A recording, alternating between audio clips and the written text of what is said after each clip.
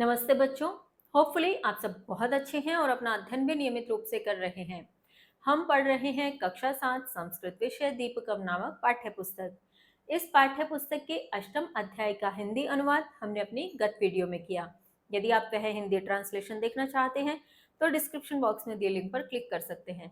फिलहाल प्रारंभ करते हैं इस अष्टम अध्याय का अभ्यास कार्य। वयम अभ्यासम कुर्मः। अधोलिखितानि वाक्यानि पठित्वा आम अथवा न इति वदन्तु लिखन्तु च। नीचे लिखे गए वाक्यों को पढ़कर आम अथवा न यानी ट्रू और फॉल्स कहिए और लिखिए। किम वयम पृथ्व्याः पुत्रः पुत्र्यः च स्मः। क्या हम पृथ्वी के पुत्र और पुत्रियां हैं? बिल्कुल है, क्योंकि पृथ्वी हमारी माता है। आम। किम रत्नम अन्विष्यति। क्या रत्न खोजते हैं यानी रत्न हमें खोजते हैं? न, नहीं। यहाँ पे न आप कर देंगे। किम शीलम श्रेष्ठम आभूषणम अस्ति। क्या शील अर्थात चरित्र श्रेष्ठ आभूषण है? हाँ है। किम शरीरम आद्यम धर्म साधनम। क्या शरीर ही पहला धर्म का साधन है? हाँ, आम। किम गुणानाम सर्वदा एव आदर भवति। क्या गुणों का ही हमेशा आदर होता है? हाँ, गुणों का ही हमेशा आदर होता है। लिंग या आयु किसी प्रकार से मैटर नहीं करती। किम क्रियाशील एव विद्वान भवति। क्या क्रियाशील ही विद्वान है? हाँ, जिसने ज्ञान धारण किया है यदि वह क्रिया नहीं करेगा तो उसे विद्वान नहीं कहा जा सकता, इसलिए विद्वान वही है जो क्रियाशील है। किम अस्माभिः केवलम मनोरंजकानि वाक्यानि वक्तव्यानि। क्या हमें केवल मनोरंजक वाक्य कहने चाहिए? नहीं, हमें मनोरंजक और हितकारी दोनों हो ऐसे वाक्य कहने चाहिए।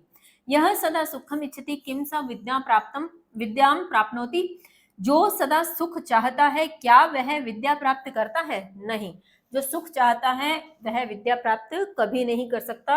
सुखार्थी न विद्यार्थी न कुतो सुखम। पाठस्य आधारेण अधोलिखितानां प्रश्नानां उत्तराणि एक पदेन लिखन्तु। पाठ के आधार पर नीचे लिखे गए प्रश्नों के उत्तर एक पद में लिखिए। आद्यम धर्म साधनम किम। धर्म का जो पहला साधन है वो क्या है? शरीर। तो हम उत्तर दे देंगे शरीरम। कीदृशम वचम आब्रूहि। किस प्रकार के वचन नहीं कहने चाहिए? दीनम वचः यानी जो दीन हो, दयनीय वचन हो, ऐसे नहीं कहने चाहिए। श्रेष्ठम आभूषणम किम अस्ति। श्रेष्ठ आभूषण क्या है? शीलम। तत्पश्चात है सर्वेषां मनुष्याणां माता का अस्ति। पृथ्वी। सभी की माता कौन है? पृथ्वी। रत्नानाम अन्वेषणम के कुर्वन्ति। रत्नों की खोज कौन करते हैं? ग्राहक करते हैं, जिन्हें चाहिए होते हैं तो ग्राहकः। फिर आपके प्रश्न है पाठस्य आधारेण अधोलिखितानां प्रश्नानां उत्तराणि पूर्ण वाक्येन लिखन्तु। पूरे वाक्य में उत्तर देना है। पहला प्रश्न है कः विद्वान अस्ति। कौन विद्वान है? यस्तु क्रियावान पुरुषः सः विद्वान अस्ति। यानी जो क्रियावान है वही विद्वान है। गुणेषु पूजा स्थानम किम। गुणियों में पूजा का स्थान क्या है? गुणेषु पूजा स्थानम गुणः भवन्ति। गुणियों में पूजा का स्थान गुण ही होते हैं। कः विद्याम न प्राप्नोति। कौन विद्या प्राप्त नहीं कर सकता? यह सदैव सुखम इच्छति। जो सदैव सुख चाहता है। परिश्रमम न करोति। परिश्रम नहीं करता है। अलसः अस्ति। आलस करता है। सह विद्याम न प्राप्नोति। वह विद्या प्राप्त नहीं कर सकता। आप चाहें तो इन उत्तर का स्क्रीनशॉट ले लीजिए और अपनी पुस्तक में, अपनी अभ्यास पुस्तिका में लिखते हुए इन्हें स्मरण करने का प्रयत्न कीजिए। चलिए आगे के प्रश्नों पर चलते हैं। आगे अभी और आपके एक पूर्ण वाक्य के प्रश्न है। मनुष्य विद्याम अर्थम च कथम साधेत। मनुष्य को विद्या और अर्थ कैसे साधने चाहिए, कैसे सिद्ध करें कि अगर हमें विद्या चाहिए तो उसको कैसे साधें, कैसे सिद्ध करें, या धन चाहिए तो कैसे सिद्ध करें। क्षणशः कणशश्चैव मनुष्यः विद्याम अर्थम च साधेत। कि प्रत्येक पल और प्रत्येक कण के माध्यम से ही इन दोनों को साधा जा सकता है कि ना तो क्षण का त्याग करें तो विद्या मिल जाएगी, और अगर कण का त्याग नहीं करेंगे तो विद्या मिल जाएगी। अगर क्षण का त्याग किया तो विद्या नहीं मिलेगी, कण का त्याग किया तो धन नहीं मिलेगा, अर्थ नहीं मिलेगा। तत्पश्चात है कीदृशम वचनम दुर्लभम। किस प्रकार के वचन दुर्लभ हैं? जो इस पाठ का आपका शीर्षक है वही इसका उत्तर है। हितम मनोहारी च वचनम दुर्लभम। तत्पश्चात हमारे प्रश्न है रेखांकित पदानि आधृत्य प्रश्न निर्माणम कुर्वन्तु। नीचे दिए गए रेखांकित पदों को आधार बनाकर प्रश्न निर्माण करना है। शीलम परम भूषणम। तो शीलम श्रेष्ठ जो गुण है वो क्या है? चरित्र। अब क्या लगाना है? तो किम परम भूषणम। मनुष्य पृथ्व्याः संतानः अस्ति। मनुष्य पृथ्वी की संतान है। मनुष्य किसकी संतान है? तो यहाँ क्या आ जाएगा? कस्याः संतानः अस्ति। गुणेषु लिंग वय च न महत्वपूर्णम। गुणियों में लिंग और आयु महत्वपूर्ण नहीं है। किन में लिंग और आयु महत्वपूर्ण नहीं है, तो क्या आ जाएगा, केशु। हितकारकम मनोहारी च वचः दुर्लभम भवति, हितकारी और मनोहारी वचन दुर्लभ होते हैं। तो यहाँ अगर प्रश्न बनाए कि हितकारी और मनोहारी क्या दुर्लभ होते हैं, तो आ जाएगा किम। ठीक है, तत्पश्चात हम चलते हैं आगामी प्रश्न की ओर। पाठस्य आधारेण उदाहरणानुसारम समुचितम मेलनम कुर्वन्तु। पाठ के आधार पर उदाहरण के अनुसार समुचित मेल कीजिए। उदाहरण दिया है क्षणशः कणशः साधयेत् विद्याम अर्थम च। ठीक, फिर है सर्वश्रेष्ठ आभूषणम। सर्वश्रेष्ठ आभूषण क्या है, शीलम। तो यहां मिला देंगे आप। रत्नम न अन्विष्यति तत, यानी रत्न नहीं खोजते उन्हें तो ढूंढा जाता है, तो क्या आ जाएगा, मृगयते, तत मृगयते। आद्यम धर्म साधनम, पहला धर्म का साधन क्या है, शरीर। तत्पश्चात हित कार्यकम मनोहारी च वचः, हितकारी और मनोहारी वचन कैसे हैं, दुर्लभ हैं। पूजा स्थानम, पूजा का स्थान क्या है, गुण है। तो इस प्रकार से आप इनका मिलान कर देंगे। तत्पश्चात आगामी प्रश्न है, पाठात अधोलिखितानाम पदानाम समानार्थक पदानि चित्वा लिखन्तु। पाठ से अधोलिखित नीचे लिखे गए पदों के समानार्थक यानी जो पर्यायवाची टाइप समान अर्थ देने वाले पदों को चुनकर लिखना है। जैसे सुतः का अर्थ पुत्र, प्रथमम यानी आद्यम, जहां पे हमने किया था शरीरम आद्यम धर्म खलु धर्म साधनम। धनम के लिए हो जाएगा अर्थम, हमने किया अभी। अवस्था वय यानी आयु। वचनम वचः, आचरणम शीलम यानी आचरण अर्थात व्यवहार अर्थात शील अर्थात चरित्र। तो इस प्रकार से आप इसको कर लेंगे। तत्पश्चात हमारे प्रश्न है, उदाहरणानुसारम अधोलिखितेषु वाक्येषु रेखांकित पदानाम विभक्तिम निर्दिशन्तु। उदाहरण के अनुसार नीचे लिखे गए वाक्य में रेखांकित पदों में विभक्ति निर्दिष्ट करो, यानी विभक्ति बताओ या विभक्ति का निर्देश दो। जैसे प्रथम है, माता भूमि ही पुत्रो अहम पृथ्व्याः। तो पृथ्व्याः में षष्ठी विभक्ति है, यह हमें उदाहरण स्वरूप दिया गया है। फिर है गुणः पूजा स्थानम गुणीषु न च लिंगम न च वयः। तो गुणीषु में विभक्ति कौन सी है, सप्तमी विभक्ति। तत्पश्चात शीलम परम भूषणम, शीलम में विभक्ति है प्रथमा। क्षणशः कणशश्चैव विद्याम अर्थम च साधेत, तो विद्याम में विभक्ति है द्वितीया। सुखार्थी न कुतो विद्या कुतो विद्यार्थी न सुखम। अब यहाँ पर देखिएगा, इसमें प्रथमा अथवा द्वितीया दोनों ही एक्सेप्ट की जा सकती हैं। किस आधार पर, पहले तो हमें ये पता होना चाहिए कि विद्यार्थी शब्द के लिए हम विभक्ति कहाँ से देखेंगे, कौन से शब्द रूप हमें इसके लिए देखने पड़ेंगे। तो जब आप विद्यार्थी न का मूल शब्द जाओगे संस्कृत में, तो मूल शब्द है विद्यार्थिन। मूल शब्द क्या है, विद्यार्थिन, इस प्रकार से। तो जब आप यह शब्द देखते हैं, इसके अंत में क्या आ रहा है, नकारांत। क्या आ रहा है, नकारांत। अब यहाँ कोई स्वर नहीं है, ध्यान रखेंगे, यहाँ व्यंजन वर्ण है। अब यहां से शुरू होता है कि आपको एक और शब्द रूप बताती हूँ जो आपको व्यंजन से अंत होने वाले का को याद करना है। पहला है राजन, जो पुल्लिंग में आप याद करेंगे। राजन शब्द रूप जब आप याद करेंगे और राजन की जो आप प्रथमा और द्वितीय विभक्ति देखेंगे बहुवचन, तो वो है राजनः। तो इस प्रकार से ये बनेगा विद्यार्थिनः। अब ये क्यों कह रही हूँ, क्या सिर्फ इसलिए कि राजन की प्रथमा और द्वितीय विभक्ति का बहुवचन दोनों सेम है, तो यहाँ पे अब ये क्या है हमें नहीं पता, प्रथमा है या द्वितीय है तो दोनों ही लिख दो, ऐसा भी नहीं है। दोनों का लगभग पता अलग अलग लग जाता है, लेकिन यहाँ पर दोनों ही वर्क कर रही हैं, दोनों के नियम अप्लाई हम कह सकते हैं कि इसमें है। कैसे, अगर आप देखेंगे, सुख चाहने वाले को विद्या कहा और विद्या चाहने वाले को सुख कहा। अब एक तो यहाँ पे विद्यार्थी को सुख कहा, ठीक है, विद्यार्थी स्वयं में कर्ता है, यहाँ कर्ता भाव है कि मतलब ये कह लें, आपने हिंदी में अक्सर पढ़ा होगा कि एक वाक्य में अगर एक कर्ता है तो उसके कर्म या क्रिया इत्यादि, कर्ता कर्म क्रिया ये शब्द आप जानते होंगे, मुझे इसको डिटेल में बताने की आवश्यकता नहीं है। कर्ता वह है जो क्रिया को करता है। तो यहाँ पे क्रिया किसके लिए बात कर रहे हैं, विद्यार्थी के लिए, तो विद्यार्थी कर्ता स्वरूप है।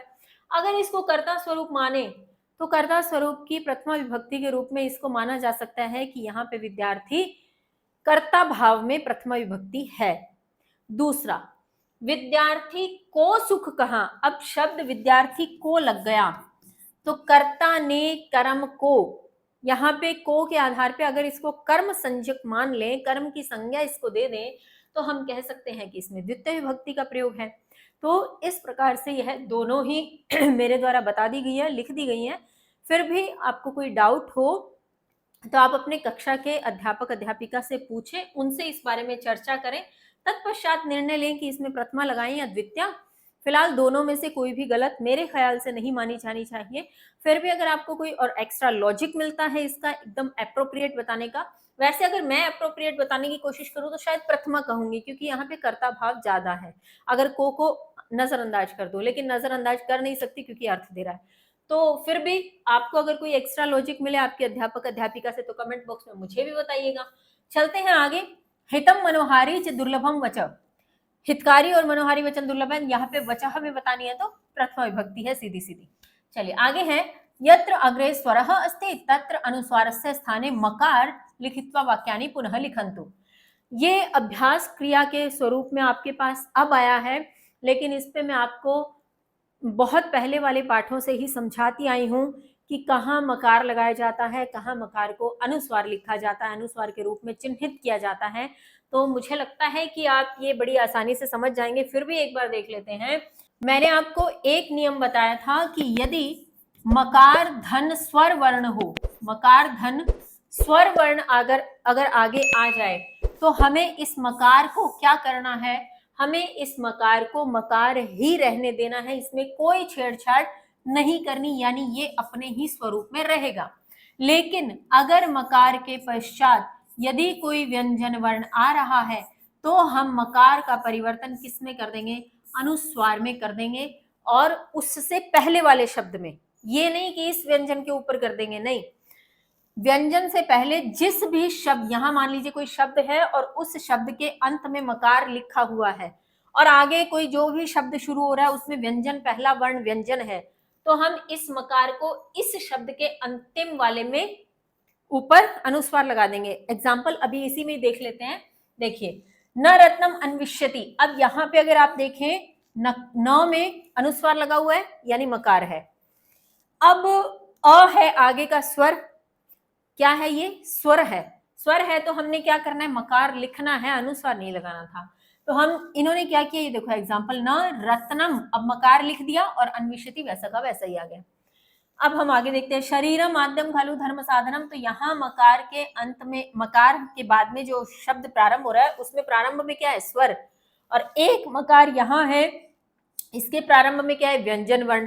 तो जो व्यंजन वर्ण वाला है उसको तो ऐसे रहने देंगे, छेड़ेंगे ही नहीं, ठीक है। और जो स्वर वर्ण वाला है उसको हम मकार लिख देंगे। वयम अद्यतनम पाठम पठामः, इस प्रकार से लिखा जाएगा, यानी यहाँ पर मकार आ जाएगा और यहाँ अनुस्वार रह जाएगा।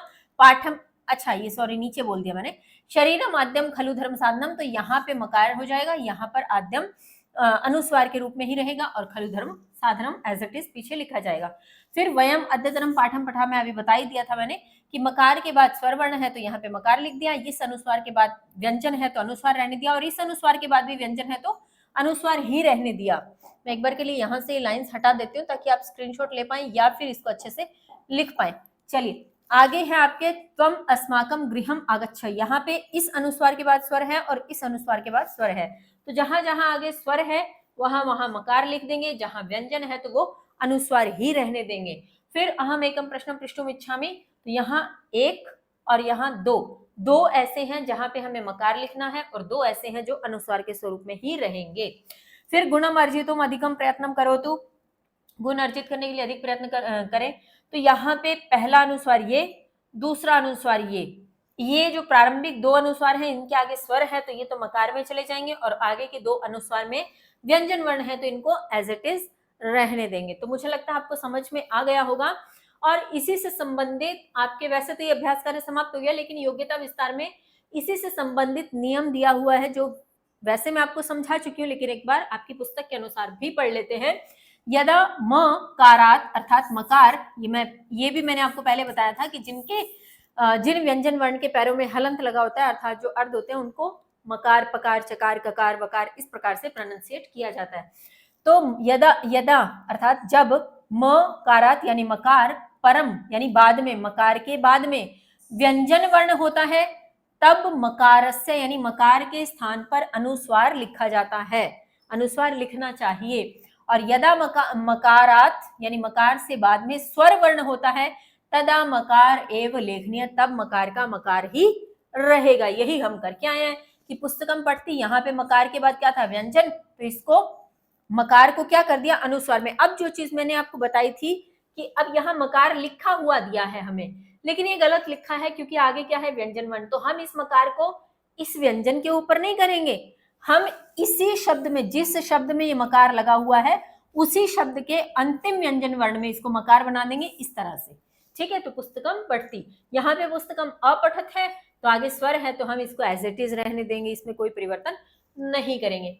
ठीक है, ये तो सूक्ति का ही अर्थ है जो हम पाठ में भी कर चुके हैं। और आपके योग्यता विस्तार में इसमें एक और बहुत महत्वपूर्ण चीज दी हुई है, उस पर थोड़ी सी बात कर लेती हूँ, पढ़ आप लीजिएगा।